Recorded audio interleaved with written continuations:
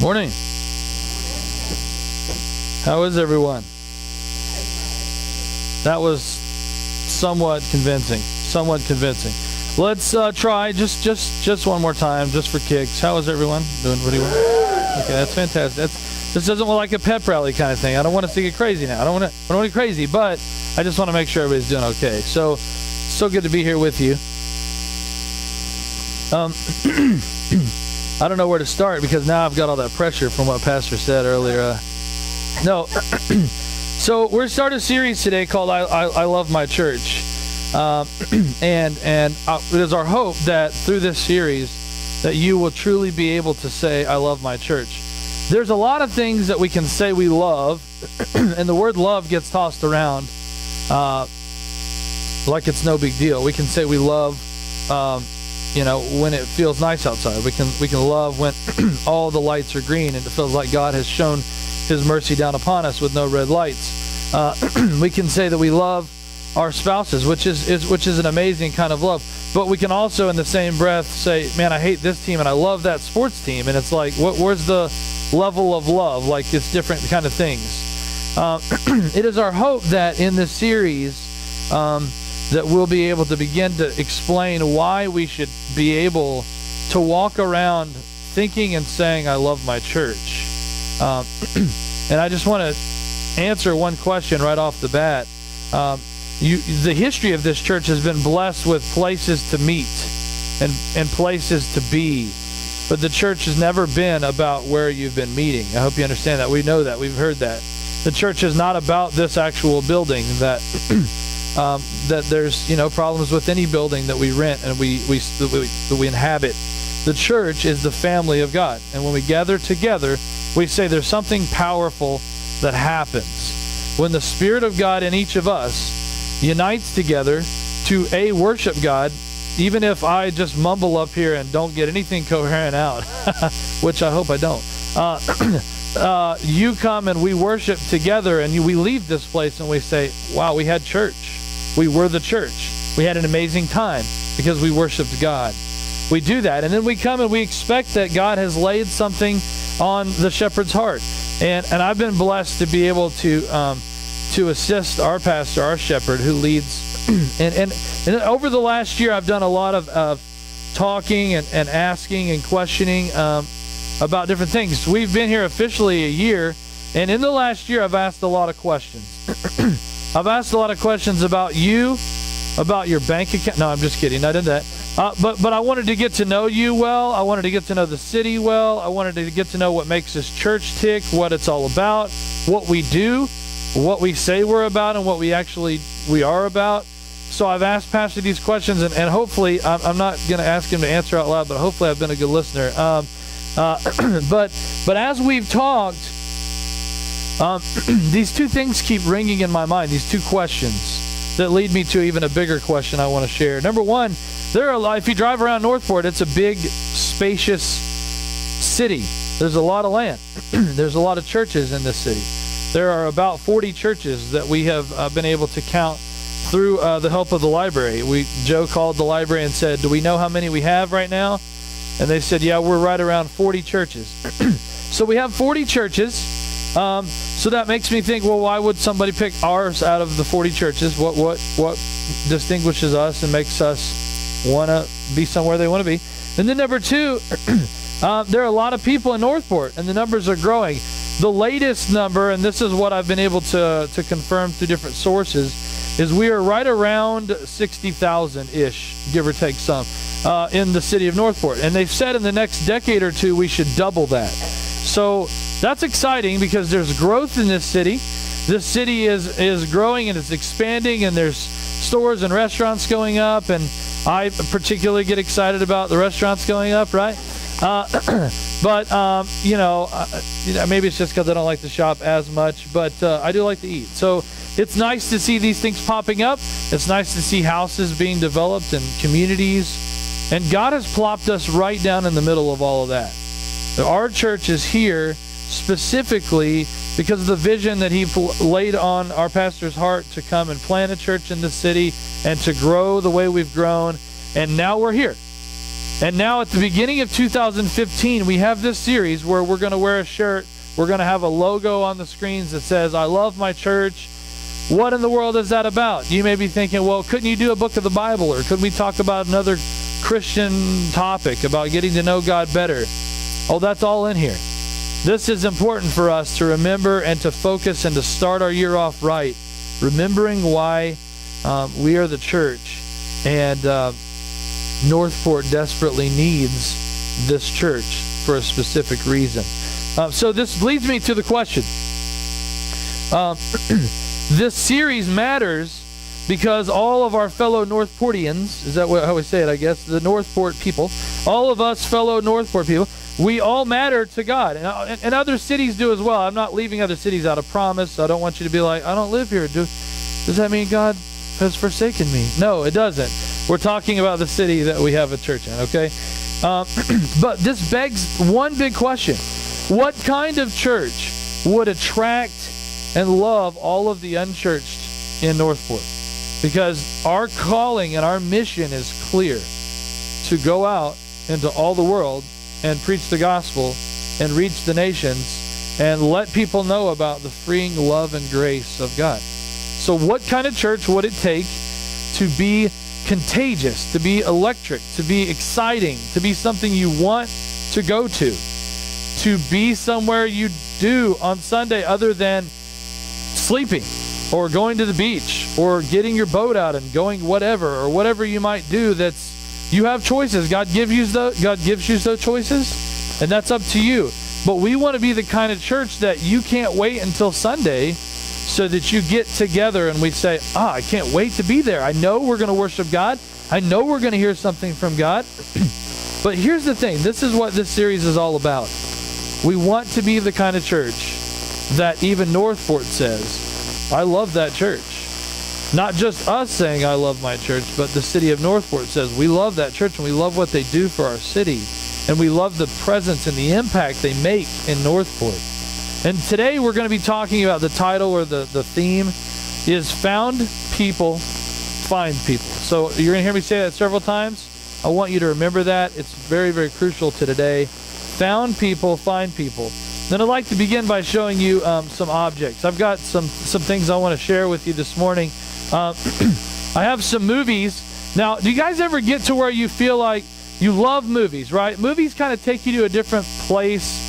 I don't know, you just get into the feel of the movie and like you forget what's going on. Like just last night, my family was watching this movie and we're watching this movie. It's that Here Comes the Boom movie. They didn't pay me to advertise that, but hey, if you're watching, I'm here. Send me some royalties. But anyways, we watched the movie and we're watching as this fight happens. And Sarah and I looked at each other, and the kids, at all at the same time, we said, why are we sweating watching this movie?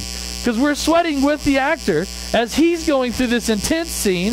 That's what a great movie does, right? It gets you in the moment, and you forget what's going on. You forget what's happening. You forget that you have things to do. You're just in the movie. And movies, they're written and they're filmed well, and the ones that do really, really well usually have a sequel or a third part or a fourth part. And some of them you say they should have never made a sequel or a third part or a fourth part. But here's the thing. What if I were to ask you one of the most famous trilogies, you probably would start with something like Star Wars, right? And now we know it's not just a trilogy. There's more to it. One of my favorites is Lord of the Rings, and I have that this morning. We're going to watch it. No, I'm just kidding. When I first watched Lord of the Rings, the first one, I was like, I could not get enough of that. And people were like, did you read the book? And I said, I don't care about the book. I want the movie. The movie is awesome. I can't wait till the next one comes out. And so I bought them because guess what? I needed to have all three. Why? Because I needed to know that I had the set in order and I could watch them together. Now, these are 3 hours apiece. So if I wanted to watch them all in order to just reestablish myself in Middle-earth with Frodo, if I wanted to remember what it was like, I could sit down and carve out a 9-hour day and watch this movie. Now, I don't do that now, but when I was in college, I know you all think all I did was study.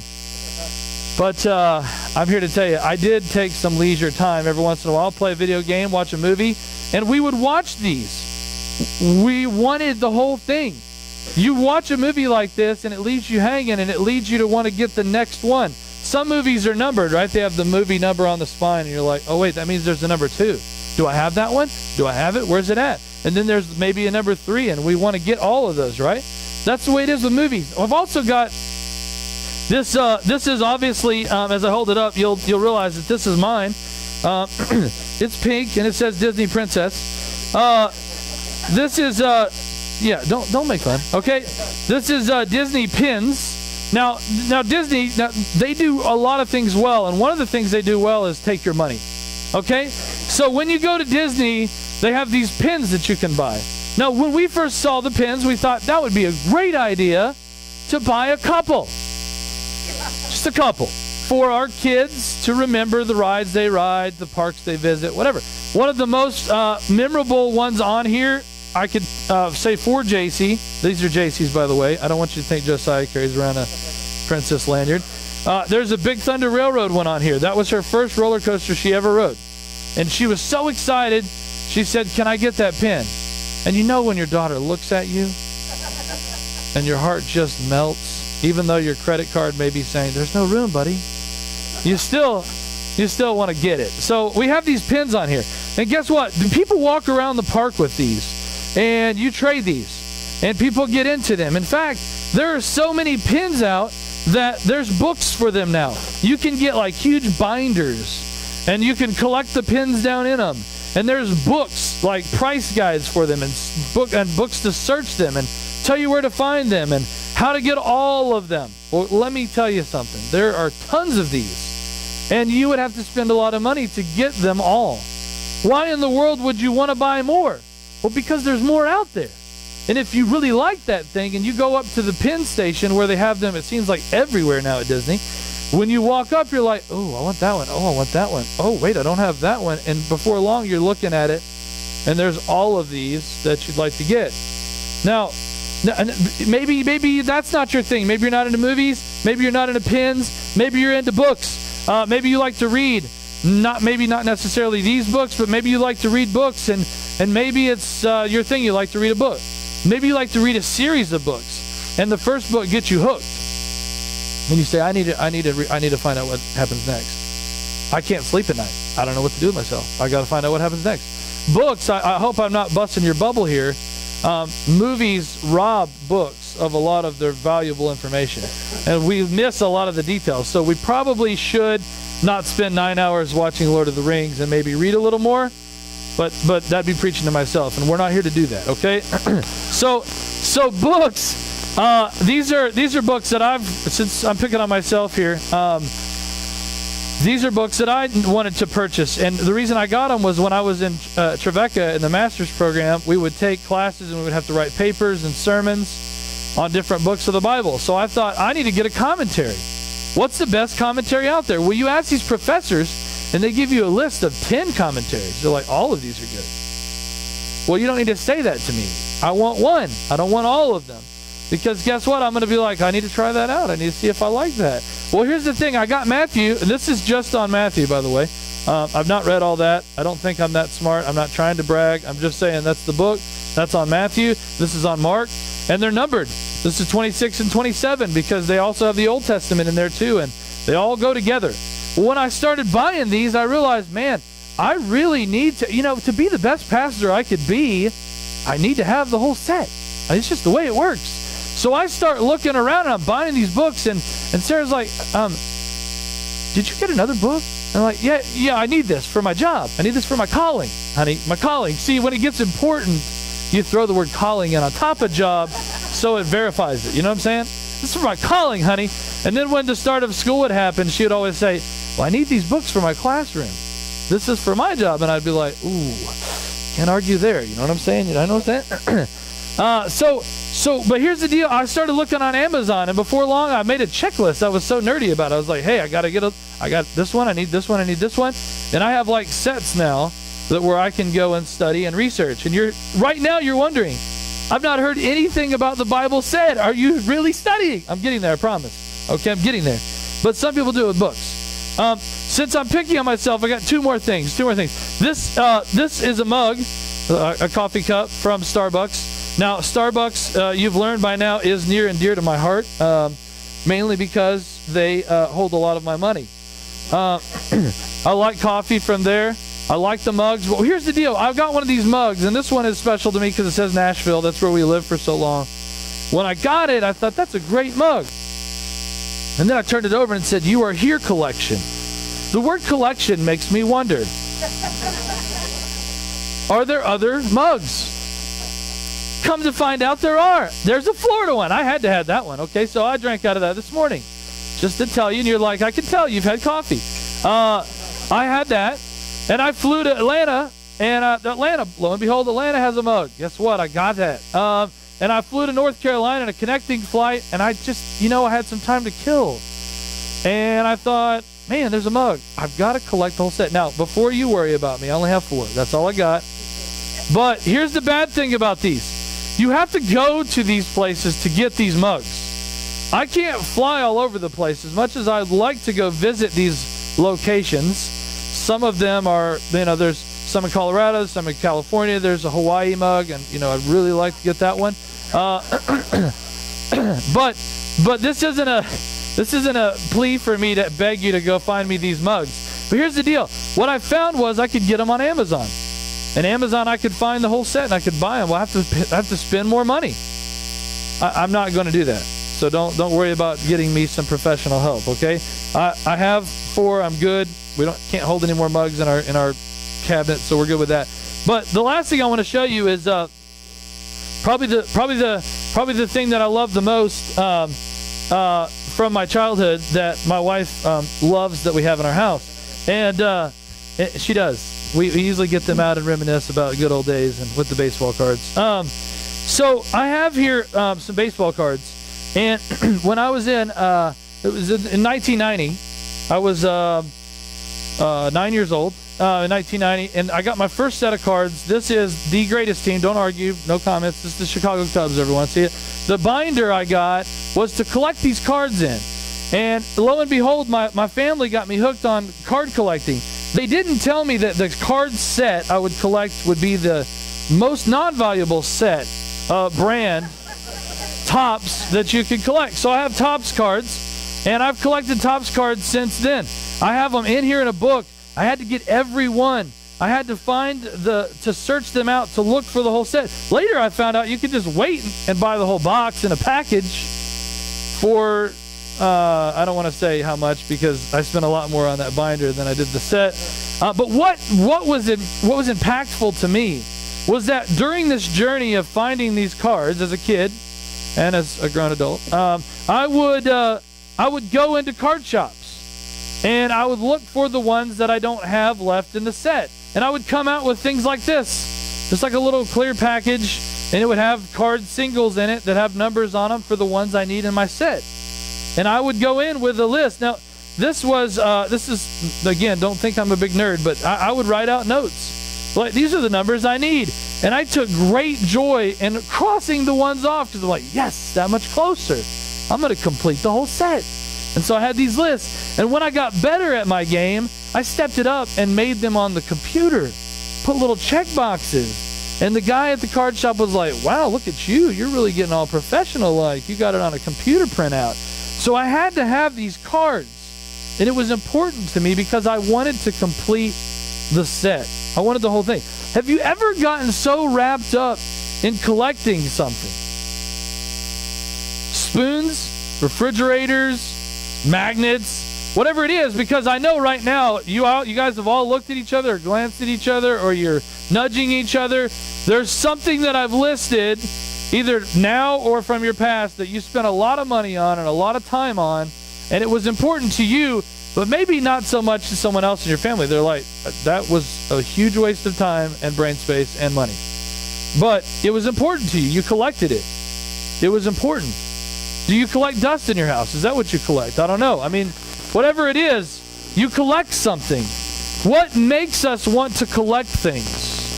Well, I need to tell you that I don't have an addictive personality. I don't believe that collecting things comes from having an addictive personality. What I believe in studying is that God, we know and we've heard that we are made in the image of God. God created us in his image. But he also has inserted some of his characteristics in us. And when he inserted those characteristics in us, he doesn't make us realize what they are. They're there for us to discover, to cultivate, to learn about. And that's why we go to church. That's why we learn. That's why we spend time in the Word together. We want to find out what it is. And this is a characteristic of God, that we should always be looking for the ones who are not there. We should always be trying to complete the set. I mean, I remember getting excited one time about these Coke glasses they had at McDonald's. They had these limited editions. You notice they're always limited edition. Every year, they're limited edition. But I had to have all 4 of these Coke glasses. And Sarah was like, what are we going to do with these Coke glasses? I was like, we're going to drink out of them, and we're going to have the whole set. Because we have to have the whole set.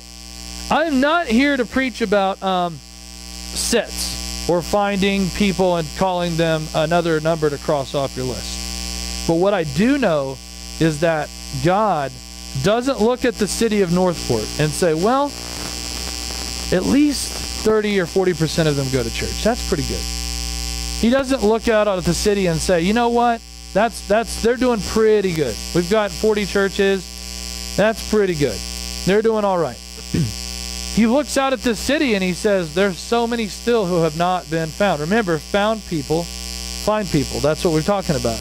God actually yearns, he aches, he strongly desires that everyone knows how much he loves us and everyone he's created. And since we're talking about Northport, God has a big desire for Northport, everyone, to know his love for them. Now, this is where the church comes in. God wants us to use our relationships with others to leverage an opportunity to share God's love with them. I don't know the friends that you work with. I can't go to your workplace and say, can I talk to you about Jesus? And maybe you should even just be that open and say, can I talk to you about Jesus? But you should show Jesus to them first. You should show it to them in your life and how you act. And then you should be able to leverage that opportunity later when they go through a crisis moment and they come to you and say, how come you're always so happy and you're always so hopeful and you're always so thankful and you're always so blessed and you're always so just bubbly, and I want to be angry at the world and shake my fist at gas prices. Why are you always just so nice? I can't stand it. Why are you like that? And you get that opportunity to say, because I've been found by God. I've been redeemed. I've been saved. I've been forgiven. I have new life. This world is not what I get excited about. But I have a great role in this world. We all have a great role in this world. We're supposed to be finding people who haven't been found yet. Now, this is a word of caution. You don't go up to people and you say, hey, I'm one of the found. Wouldn't you like to be one of the found? Because that sounds like a cult. We're not into that, okay? But what you need to know, though, is that God has freed you of being bound and chained to sin. And he doesn't just free those chains and go, now you're free. Fly away, little butterfly. No, he says, I want you to use that freedom and share it with other people around you. Do you ever wonder why you live in the neighborhood you live in? Do you ever wonder why you work where you work? Where you go to school where you go to school? And you'd be like, well, I can tell you that. That's easy. That's where my parents moved. That's where we moved. That's where I have a job. I earned that. I go there. Do you not think that God has maybe strategically placed you around people who are lost, who he wants you to help find the way? Now, we don't go to them and say, this is now my new mission field and you are my new target. No, we don't say that. But we understand that if we want to say we love our church and we want Northport to love our church, then we need to know that our mission and our objective is clear. We were lost at one point in time, and we were found. And we need to free other people with that same truth. So found people, find people. Now, this God who wants to find people tells us a story in the book of Matthew. We have like 10 minutes left, and you're like, finally, you're going to tell me something about the Bible. We're getting there, I promise. Matthew chapter 18. I want you to turn there. I want to tell you this story. Matthew 18, verses 12 through 14. Now listen to this. God tells the story through his son. Jesus tells this story. It's the parable of the lost sheep. He says, what do you think? If a man owns 100 sheep and one of them wanders away, will he not leave the 99 on the hills and go look for the one that wandered off? And if he finds it, I tell you the truth, he is happier about that one sheep than about the 99 that did not wander off. In the same way, your Father in heaven is not willing that any of these little ones should be lost. Now, I know what you're thinking. I know you're feeling it. You're feeling the tension that I feel. When you read that and you say, well, wait a minute, if I'm thinking correctly, God's saying that the shepherd is Jesus, and we are the sheep, Matt, and we have not wandered away, so he doesn't care about us as much. He leaves us on the hills, and he cares more about the lost to find the way. Is that what it's saying? No, that's not what it's saying. But it tells us what God's heart is all about. Now listen to this. God is not pleased that there are people wandering. Notice the language he uses here. The story says, and one of them wanders away. That means that the shepherd once had all of the sheep's attention.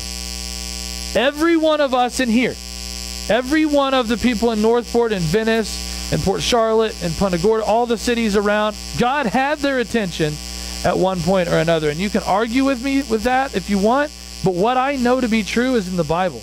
And in the Bible it says that before we were formed in the womb, God knew us. I'm so excited as I hear baby noises over here. I've just got to say that for just a second because this is so cool. We've had babies born in the last months. It's so exciting. But you have to remember and understand that even before your parents knew, before you knew, before the doctors knew, God knew. And God was shaping, and God was forming, and God was whispering over these new babies we have right now and over you and saying, I love you. I will never stop seeking you. I will never stop loving you. There's nothing you can do to upset me to where I turn my back on you. I want to be your eternal Father. I don't want to replace your Father on earth, but I want to be even greater than you can imagine. I want to be here when no one else feels like they're in your corner.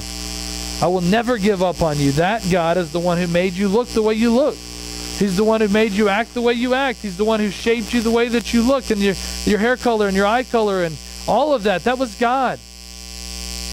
People can say all they want about science, but what I know is our Creator was in the creating business before we knew that the baby was there. And he was forming, and he was shaping, and he was talking, and he was shepherding his flock. And some point along the way, they wandered off. We've wandered off. Everyone has wandered off. And we've all wandered away. And now listen to the text again. Listen to the story. It says that one of them wanders away. One of them wanders away. This means that the shepherd had his attention and at one point in time, and they decided to go their own way. God has created every person before we knew that they were even in the womb being formed.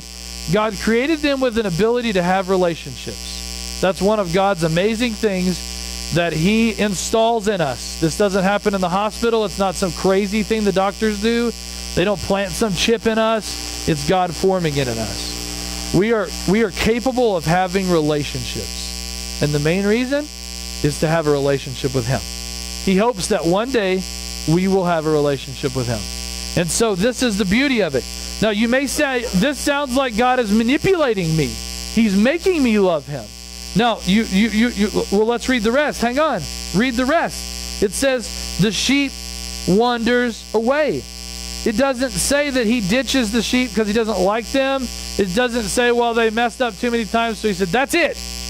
I've counted 70 times 7. You're it. You're done. Or I've counted 3 or 4 or 5 times. If I say one more time, you're done. You're done. You're done. You're out. He doesn't do that. He doesn't throw them out of the flock. They wander away.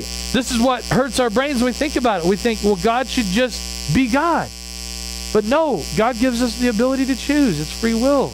He lets us live our lives. He lets us wander away from the greatest relationship we could ever have. To find what? The world, the happiness, the whatever we want?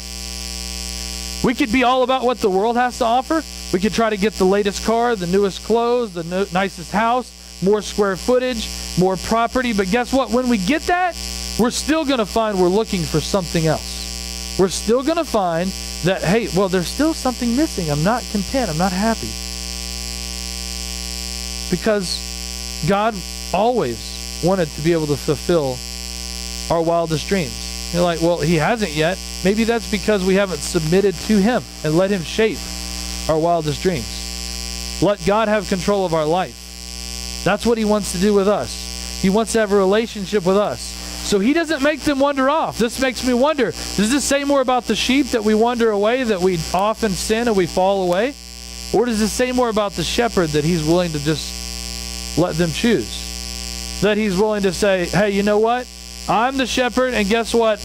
I love you so much that I'm going to let you pick me or the world. I'm going to let you pick your priorities. I'm going to let you decide if you want to be here right now or not. I'm going to let you decide if on a Sunday, if you want to get up and be with the church of the body of believers, or I'm going to let you decide if you want to stay at home and go to sleep, or do something else on your agenda, or knock another thing off your to-do list. God lets you do that. He doesn't shame you.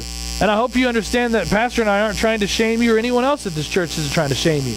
But if we're going to be about loving our church, then there should be nothing more important on Sundays in this place. I'm just being clear. I'm just trying to throw it out there. I'm not trying to guilt you, I promise. This is what I'm passionate about.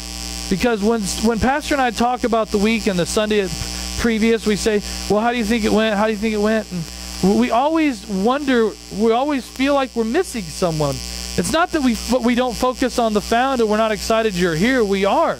But we look at the empty chairs and we say, well, wait a minute. No, everybody wasn't here. And it's not just the people who come to our church. We look at our parking lot, and the little spaces are all, some of them are empty. And we look around Northport and we say, not everybody in Northport knows yet. We still have work to do. We have a lot of work to do. This church needs to impact the community. And we need to tell them, and we need to show them, and we need to be, this needs to be important to us. Why? Because it's important to God. He is looking for everyone to be found. Whatever theology that you've heard, I'm here to tell you, there's not a select, elect group that get into heaven. You need to wash that out of your brain. There's not an elect group that God picks to go to heaven and he leaves some out. Have you ever wondered why we're still in this world that keeps getting worse? We're here because the job's not done yet. We're here because there's people who don't know yet. We're here because there's still so many who haven't accepted the love of God. Not because there's not enough in the club. There's no club. There's just sheep. And I'm not calling you sheep, but I'm saying the shepherd says there's still some who have wandered away. They're not here yet. What's going on? I'm so passionate about that. Listen to verse 14 again. In the same way, your Father in heaven is not willing that any should be lost. When I'm most proud of my kids, it's when they get excited about the things that God gets excited about. When they see it in me and Sarah, they see it in our lives, and they think spiritual matters and living for God is important to them. And they want to live that way. That's when I get the most amped up and stoked up and excited. And I say, oh, they're getting it. That's amazing. Thank you, God. In the same way, our Father God gets the most excited about us when we stop worrying about petty little things the world offers, and we set our sights on him and we say, oh, this whole time, you've found me, and I've had people waiting to be found around me, and I've not done anything about it. I've not shared the hope with them. And maybe you have. Maybe you've tried. Maybe you think that it's a certain formula or something you should say or something you should wear. I hope you understand, getting the shirt is not the way you're going to win Northport. But it's just a way for us to start owning it and saying we love our church. Hey, this is it. We want everyone to know. But I want you to understand the world will be won, and the collection will be received. Everyone will be brought in. The whole set will be filled when we realize that the hope of Christ, the love of Christ, the joy of Christ, when it fills us so full that it goes out on other people, then they will realize there's something different. And I want a part of that. I want to find out what that is. That's what I want. Now, our Father God is not willing to write anyone off as lost. He wants everyone to be found again. This is what he's consumed about. So this is what we should be consumed with. I mean, everything's temporary. I just thought for some reason about sports, and there's games on today, and there's a big game tomorrow. But guess what? After that, it's done. And then we're like, well, I got to think about off-season. I got to think about this. Or well, we might buy something at the store and we're like, I've got it. Finally, I had my heart set on this. I've got it. But guess what? We're just like big kids. The other day I took my kids to Target. We just got nice presents for Christmas. Dad, I really want that. Can Santa bring me that? I said, it's January. We just had Christmas. We get our hearts set on something else. Nothing will bring us the joy and the fulfillment and the hope like being with the shepherd and being a part of the flock. And guess what? If we sit here and say, we're here, what more do you want? Then we miss the point that God actually wants this place to be busting at the seams. The pastor said it. We want the windows open. We want people to have to sit out close to the windows so they can hear it in the hallway. And we have a problem with getting everybody in. You're like, no one would want to do that. Yes, they would if it was electric. They would want to be a part of a church that was on fire with Christ so much that they could not put their finger on it. But they said, I've got to have whatever it is you have. Can I follow you on a Sunday? Can I figure out what it is? Can I see your shepherd and find out what it is that God, our shepherd, is doing and teaching us and hoping in us and living in us? And what is that? I've got to have that. That is what it's all about. We want Northport to know the love of not just Coastal Community, the love of God. And that's why we have to be impressed with found people, find people. When we find someone who needs God, we overwhelm them with God's love. We don't bash them over the head with guilt. We don't tell them why they're doing something wrong. We don't argue with them. I know some Christians who are professional pot stirrers. They love to argue. I'm not saying anyone in here. Just talking about, somewhere else. But this is the thing. They like to argue. They like to debate. They like to stir stuff up. You will never win someone to God by doing that. You will never share the hope with them by doing that. That's not what he wants. He doesn't want us to guilt them in. He wants to wrap them up in love. He wants to accept them. He wants everyone to know their part of the set. That set of baseball cards over there, it's not just a us four and no more kind of thing. I'm not happy, honestly, if I have all the cards except for one. Because guess what? I looked through my cards last night. I don't do that all the time, but I did it for this. And I noticed there's sets like several years where I'm missing one card. I got that close. One card. And God is not willing for us to go on a percentage and be like, well, let's just average it all out. We're doing pretty good. He wants us to be so filled with him and so burdened for the city that we say, I love my church. That we say, I love my church in not a cultish kind of way and not a select group kind of way, but we say, I love my church because we have been found. And because we've been found, we want to find people. And that's our calling. That's our purpose. That's why it's so important. I want to pray with you, and then we're going to close and worship. But let's just remember that if we want to impact the world around us, we have to remember that we've been found, and we have a big role to play in finding others. Let's pray. God, we thank you for this day.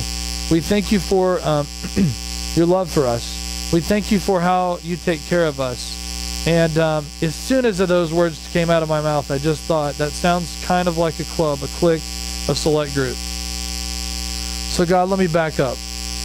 And I just want to say, God, thank you for creating all mankind. Everyone you've created, you've said, that's my child. Everyone. And there are a lot of people around us that are hurting and dying and on their way to hell. And when I say hell, I mean an eternity away from you. And your job, your goal, your passion, what you're consumed with and you want us to get is that you're waiting so that more people can be found. And you want to do that through us. So we ask this morning that you would remind us of the moment that we were found. Remind us of the time when we accepted you in our hearts and we found out that you've loved us from the start. You've never turned your back on us. You've never left us. You've always been there for us. God, we want to do our best to be the church that Northport needs. I'm not saying our church is better than other churches, but we want to be a church that shares the passions that you share, God. And there are people who aren't found yet, and we have work to do. So we pray that you would help us to do that. Help us this week. to be able to truly say, I love my church. In your name we pray. Amen.